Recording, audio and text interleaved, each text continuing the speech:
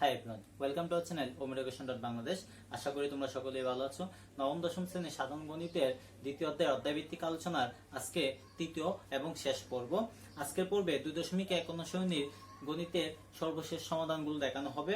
তাই শুরু থেকে শেষ অবধি ভিডিওটি দেখার জন্য সকলকে অনুরোধ করা হলো। এবং একই সাথে আমাদের চ্যানেলটিকে তোমরা সবাই সাবস্ক্রাইব করে রাখবে, কেন তোমাদের সাবস্ক্রাইব করার মাধ্যমে আমাদের অনুপ্রেরণা যোগাবে নতুন কিছু করার এবং সামনের দিকে এগিয়ে যাওয়ার। তাই ভিডিওটি না টেনে শুরু থেকে শেষ অবধি তোমরা দেখে নিবে। এবং ভিডিওতে যদি তোমাদের কোনো প্রবলেম থেকে থাকে বা কোনো ম্যাথে যদি তোমাদের কোনো প্রবলেম থেকে থাকে, তবে অবশ্যই সেটা কমেন্ট বক্সে আমাদেরকে জানিয়ে দিবে। পরবর্তীতে তোমাদের সেই প্রবলেমগুলো অন্য একটি ভিডিও দিয়ে সলভ করা হবে। তাই শুরু থেকে শেষ অবধি সকলে ভিডিওটি দেখার জন্য অনুরোধ করা হচ্ছে। বন্ধুরা, শুরুতে আমি যে ম্যাথটি সলিউশন করব সেটি হচ্ছে এ ও বি যথাক্রমে 35 ও 45 এর সকল গুণনীয়ক সেট হলে এ ইউনিয়ন অফ বি এবং এ ইন্টারসেকশন অফ বি নির্ণয় করো। তাহলে শুরুতে আমরা গুণনীয়ক কি সেটি জানি নেই। গুণনীয়ক সম্পর্কে তোমরা নিম্ন শ্রেণীর ক্লাসগুলোতে পড়ে আসছো। তারপর আমি আবার বলে নিতেছি, গুণনীয়ক হচ্ছে কোন একটি সংখ্যাকে যে সকল সংখ্যা দ্বারা ভাগ করা যায় বা যে সকল সংখ্যা দ্বারা বিভাজ্য, সেই সকল সংখ্যাকে মূলত ওই সংখ্যাটির গুণনীয়ক বলা হয়। তাহলে 35 ও 45 এর সকল গুণনীয়ক সেট বলা হয়েছে এ ও বি কে। শুরুতে আমরা 35 এবং 45 এর গুণনীয়কগুলো বের করে নিব। তাহলে আমরা এখানে প্রথমে বের করে নিই 35 ও 45 এর সকল গুণনীয়ক। 35 এর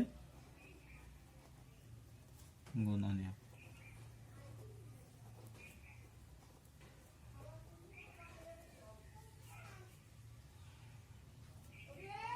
সমান 1 into 35। তারপর 2 দিয়ে 35 কে বিভাজ্য হয় না, অবশ্যই আমরা জোড় সংখ্যা দিয়ে ভাগ করতে পারি না। তাই আমাদের এখানে 2, 4, 6 এগুলো দিয়ে ভাগ দিয়ে সময় নষ্ট করার কোনো দরকার নেই। আমরা সকল বিজোড় সংখ্যা দিয়ে ভাগ দিয়ে দেখবো যে সেগুলো যায় কিনা। তাহলে আমরা 3 দিয়ে যদি ভাগ করি 35 কে কিন্তু 3 দিয়ে ভাগ করা যায় না, বা 3 দ্বারা সেটি বিভাজ্য নয়। আবার 5 দিয়ে যদি আমরা ভাগ করে থাকি, তবে পাই কি যে 5 into 7 অর্থাৎ 5 7 35। তার পরবর্তী যে যত সংখ্যা আছে সকল সংখ্যা দিয়ে কিন্তু 35 কে আর ভাগ করা যায় না, অর্থাৎ 35 আর অন্য কোনো সংখ্যা দিয়ে বিভাজ্য নয়। তাহলে 35 এর গুণনীয়ক সমূহ হচ্ছে 1 5 7 35। তো যেহেতু এখানে আমাদের প্রশ্নে বলা হয়েছিল যে এ ও বি যথাক্রমে 35 ও 45 এর সকল গুণনীয়কের সেট, তাই আমরা যেহেতু 35 এর গুণনীয়ক পেয়ে গেছি, তাই আমরা লিখে ফেলবো কি যে 35 এর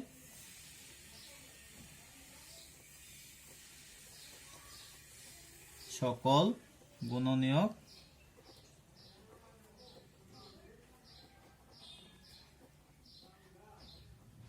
set A is equal to 1 5 7 ও 35। এবার চলো আমরা বের করি 45 এর গুণনীয়ক। 45 এর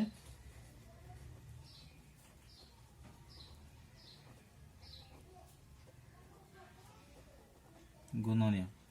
তাহলে দেখো 45 কে কোন কোন সংখ্যাগুলো দ্বারা ভাগ করা যায়। শুরুতেই আমরা 1 দিয়ে দিতে পারি, 1 into 45। যেহেতু 45 ও একটি বিজোড় সংখ্যা, তাই এগুলোকে জোড় সংখ্যা দ্বারা ভাগ করা যায় না, তাই আমরা বিজোড় সংখ্যা দিয়ে ট্রাই করব।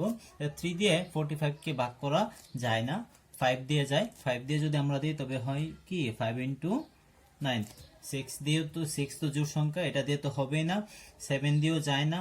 9 দিয়ে দিলেও হয় কি 9 into 5, 5 into 9 আর 9 into 5 একই কথা।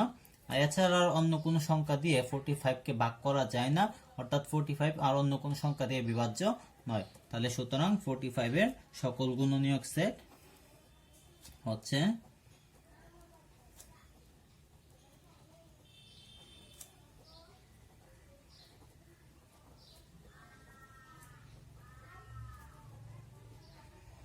গুণনীয়ক সেট। 45 এর সকল গুণনীয়ক সেটকে বি দিয়ে প্রকাশ করা হয়েছিল, তাই আমরা বি ইকুয়াল টু লিখবো কি 1 5 9 ও 45। তাহলে বন্ধুরা, আমরা বের করে ফেললাম এ এবং বি সেটকে। এখন চলো আমরা বের করব এ ইউনিয়ন অফ বি এবং এ ইন্টারসেকশন অফ বি। তাহলে সুতরাং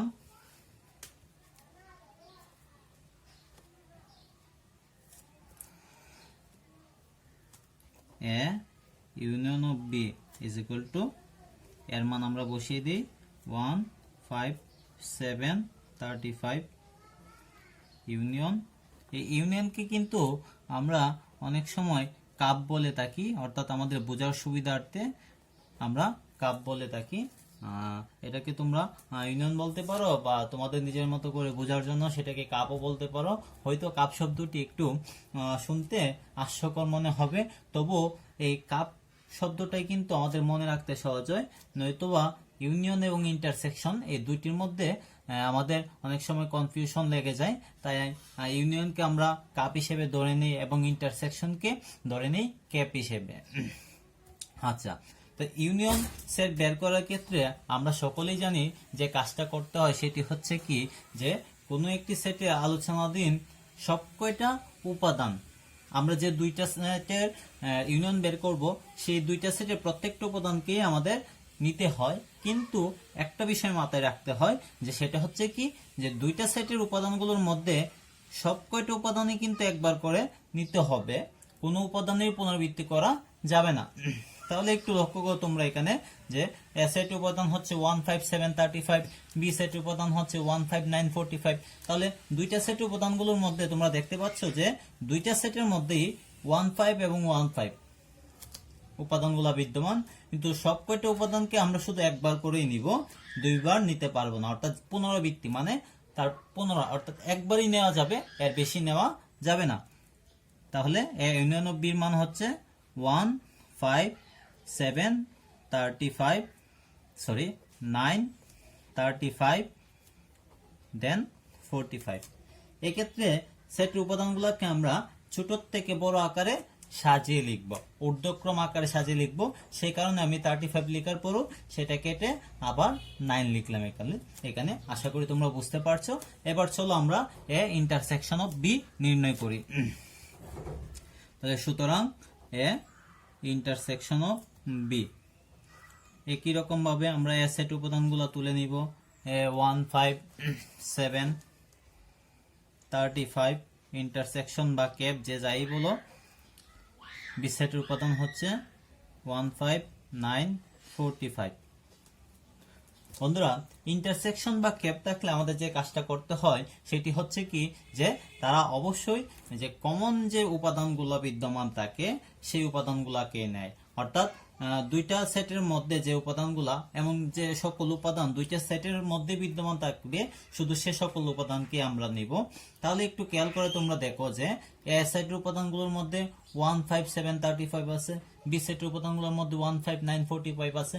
এখন তোমরা একটু লক্ষ্য করো যে 1 এবং 5 দেখো দুইটা সেটের মধ্যে কিন্তু বিদ্যমান আছে। তাহলে এ ইন্টারসেকশন অফ বি বা এ ক্যাপ বির মান হবে 1 5। অর্থাৎ কমন যেগুলা যে উপাদানগুলো দুইটা সেটের মধ্যে বিদ্যমান থাকে সেগুলাকে ইন্টারসেকশন বা ক্যাপে নেওয়া হয়। তাহলে এটাই হলো আমাদের এ ইন্টারসেকশন অফ বি এর আনসার, আর এটা হচ্ছে এ ইউনিয়ন অফ বি এর আনসার। তাহলে আমাদের এই প্রথম যে কোয়েশ্চনটি ছিল সেটির সলিউশন হয়ে গেল। আশা করি তোমরা বুঝতে পারছো। তারপর যদি কারো এই ম্যাথটিতে সমস্যা থাকে তাহলে অবশ্যই আমাদেরকে কমেন্ট বক্সে জানিয়ে দিবে। বন্ধুরা, আমরা পরবর্তী যে ম্যাথটি সলিউশন করব সেটি হচ্ছে 2.1 অনুশীলনীর 10 নং ম্যাথটি। সেটি হচ্ছে কি, যে সকল স্বাভাবিক সংখ্যা দ্বারা 346 এবং 556 কে ভাগ করলে প্রতি ক্ষেত্রে 31 অবশিষ্ট থাকে, এদের সেট নির্ণয় করো। তাহলে এই অধ্যায় থেকে আমি একটা বিষয় বলতে চাই যে আমি এই অধ্যায়ের সবগুলো ম্যাথ কিন্তু তোমাদের করে দেখাইনি, শুধু যে ম্যাথগুলো পরীক্ষায় আসে বা ইম্পর্টেন্ট যে ম্যাথ সেগুলো আমি তোমাদের সলিউশন করে দেখাচ্ছি। তাছাড়াও তোমরা কিন্তু বাসায় প্র্যাকটিস করবে। তাছাড়া প্রথম পর্বে বা দ্বিতীয় পর্বের মধ্যে আমি যে ম্যাথে সলিউশন করে দেখিয়েছিলাম সেগুলোতে একটি করে করা হয়েছিল, বা প্রত্যেকটা অর্থাৎ সবগুলো নিয়ম থেকে একটি করে করা হয়েছিল। বাকিগুলো যেন তোমরা বাসায় প্র্যাকটিস করো সেই উদ্দেশ্যে একটি করে ম্যাথ করেছিলাম, এবং বাকিগুলো তোমাদের বাসার কাজ হিসেবে আমি রেখে দিলাম। আচ্ছা, তাহলে চলো আমরা এখন 10 নম্বর ম্যাথের সলিউশনটি করি। 10 নম্বর ম্যাথটি হচ্ছে, যে সকল স্বাভাবিক সংখ্যার দ্বারা 346 এবং 556 কে ভাগ করলে প্রতি ক্ষেত্রে 31 অবশিষ্ট থাকে, এদের সেট নির্ণয় করো। তাহলে চলো আমরা ম্যাট্রিক্স সলিউশন করে ফেলি। তাহলে বন্ধুরা, ম্যাট্রিক্স সলিউশনে আমরা প্রথম যে কাজটা করব সেটি হচ্ছে যে আমরা এই ক্ষেত্রে দুইটি সেট ধরে নিব। ধরি যে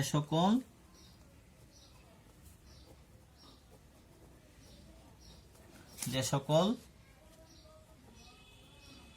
স্বাভাবিক সংখ্যা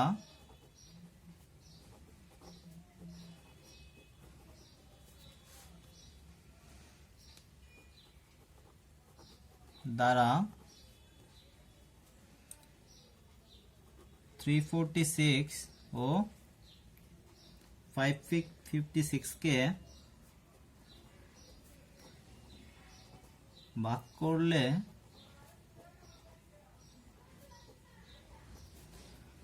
প্রতি ক্ষেত্রে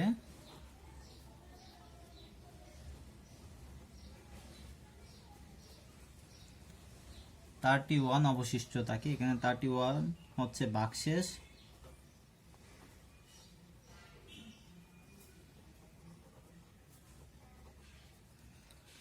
তাকে তাদের সেট যথাক্রমে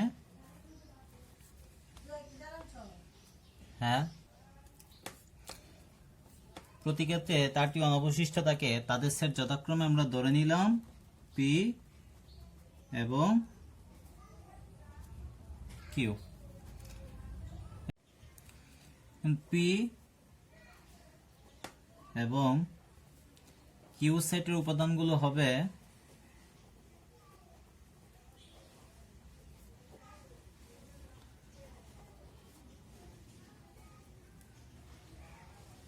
346 মাইনাস 31। যেহেতু এই ক্ষেত্রে 31 প্রতি ক্ষেত্রে অবশিষ্ট অর্থাৎ ভাগশেষ থাকে, তাই আমরা 31 কে মাইনাস করে নিব, তবেই সংখ্যাটি বিভাজ্য হবে, নয়তো বিভাজ্য হবে না। 346 থেকে যদি 31 আমরা মাইনাস করি তবে এই ক্ষেত্রে থাকে 513, অর্থাৎ 315 ও 556 minus 31 is equal to 525 এর সকল গুণনীয়ক।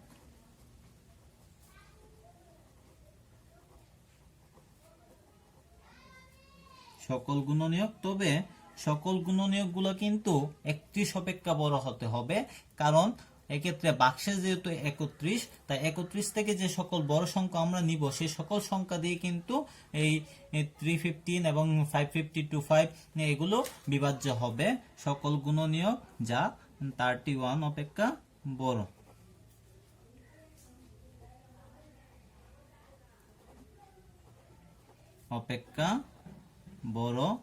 হবে।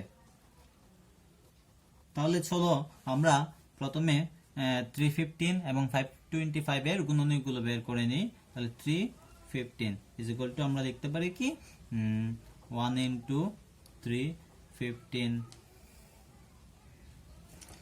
1 into 315, তারপর আমরা 3 into 105 লিখতে পারি।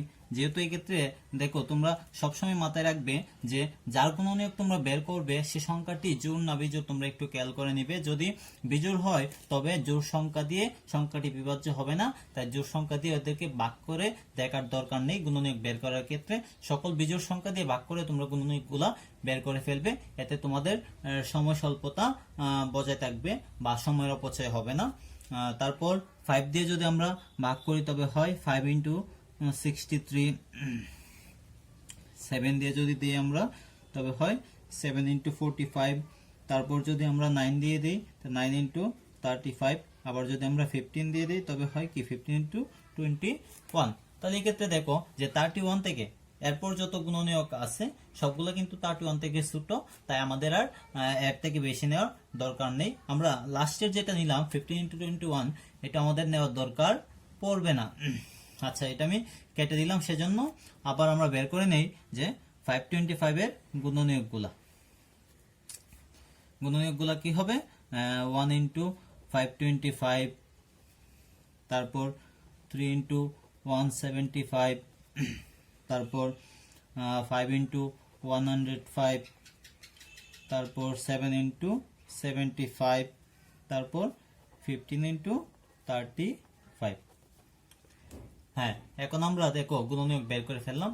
আর 525 এর গুণনীয়ক এর থেকে বেশি বের করার দরকার নাই, কারণ তোমরা দেখতেই পাচ্ছ যদি এর থেকে বেশি বের করা হয় তবে সেগুলো অবশ্যই 31 থেকে ছোট হয়ে যায়।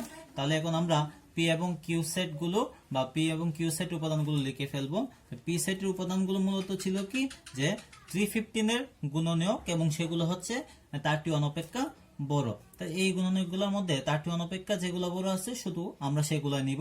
তাহলে এই ক্ষেত্রে আছে 35, 45, 63, 105, 315। কিউ সেট উপাদানগুলো হচ্ছে 35, 75, 105, 175, তারপর হচ্ছে 525।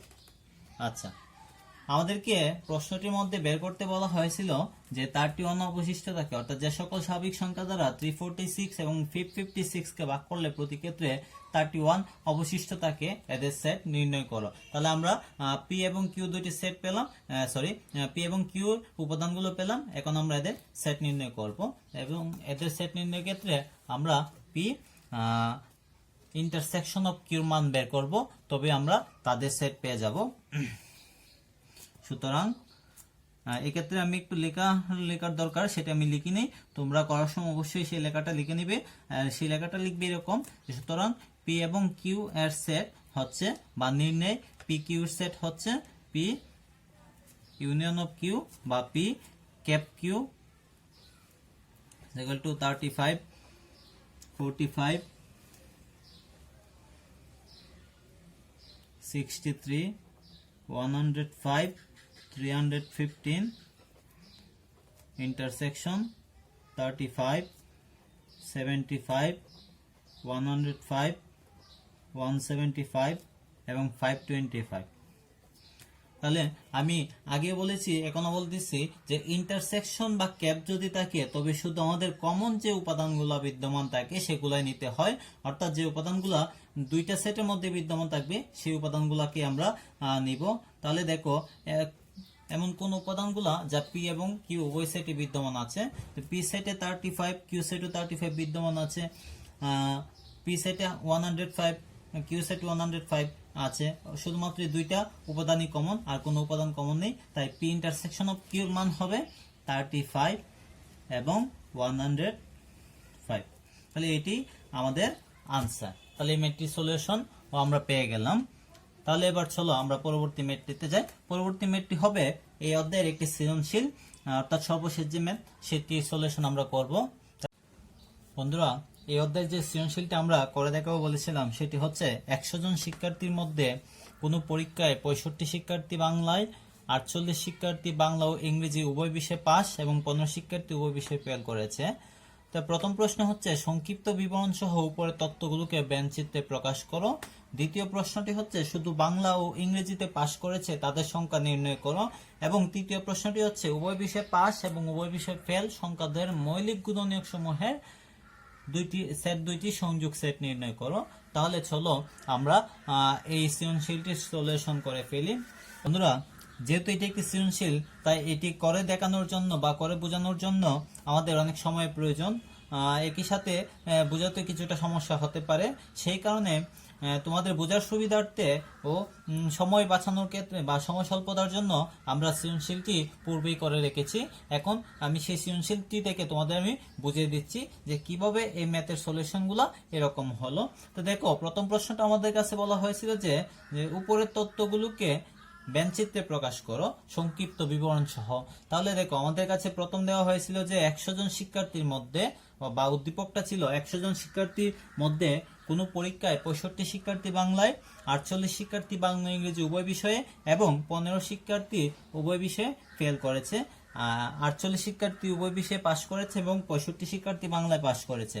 তাহলে আমরা জানি যে কোনো একটি সেটের আলোচনাধীন সকল উপাদানকে মূলত বলা হয় সার্বিক সেট। তাই এই ক্ষেত্রে যেহেতু দেখো 100 জন শিক্ষার্থীকে নিয়ে সমগ্র আলোচনা করা হয়েছে, তাই এটিকে আমরা সার্বিক সেট বলতে পারি, যাকে ইউনিভার্সাল সেট বলা হয়। তাই মোট যে শিক্ষার্থী সংখ্যা সেটিকে আমি ইউনিভার্সাল সেট আকারে প্রকাশ করলাম এবং সেটির মান হচ্ছে 100।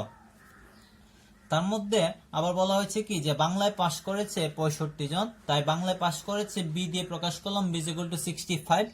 বাংলা ও ইংরেজি উভয় বিষয়ে পাশ করেছে 48 জন, যাকে আমি B union of E is equal to 48 দিয়ে প্রকাশ করলাম, এবং উভয় বিষয়ে ফেল করেছে 15 জন, যাকে আমি B intersection of E is equal to 15 দিয়ে প্রকাশ করলাম। এখন এই তথ্যগুলোকে আমরা ব্যঞ্চিত্রে সাজিয়ে লিখব।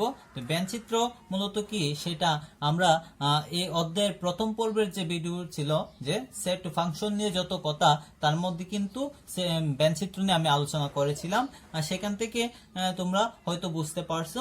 আর যারা এখনো অবধি আমাদের প্রথম ভিডিওটি দেখো নাই তারা দেখে নিও, তাহলে সেট ফাংশনের যে মৌলিক ধারণা বা বেসিক ধারণা সেটা তোমরা পেয়ে যাবে।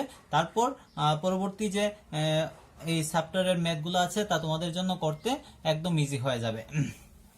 ব্যঞ্চিত্রে যদি আমি প্রকাশ করি তাহলে দেখো, ব্যঞ্চিত্রে সমগ্র আলোচনাধীন সার্বিক বা ইউনিভার্সাল সেটকে সমগ্র উপাদানগুলোকে একত্রে ইউনিয়ন দিয়ে আমি এখানে প্রকাশ করলাম। তারপর এই সেটটিকে বি সেট এবং এটিকে ই সেটে প্রকাশ করলাম। যেহেতু বি বাংলায় 65 জন ছিল, তাই এই ক্ষেত্রে আমি 65 বসালাম।